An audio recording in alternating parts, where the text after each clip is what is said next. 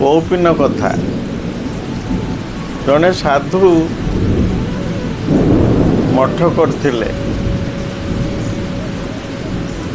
चेला थिला दुसे पत्र करती खाती भिक्षा करके आनिकी चलती। यही समय रे दिने से शुईचंती ताकर गोटे कपड़ा को मूसा काटिदेला। जड़े साधारण लोक तांको पाखरे शुईथिले से कहले जे मूसा गोटे बिलेई पोष बिलेई आनिकी पोषिले। बिलेई खाद्य दरकार जड़ा चेला भिक्षा करके आनिकी बिलेई की खाद्य जोगेदेला। एमती हो आडंबर आश्रम भल मंद खाद्य पानीय भरपूर हो गला। एमती से दिने शुईचंती गोटे मूसा आसिकी तांकर जटा काटी पकेला।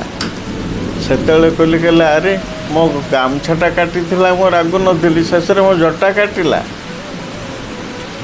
सेतेबेले से कहले जे ये गामुछाटा मोर नुहे बोली मो मत शिखौला मु शिखी पाइनी।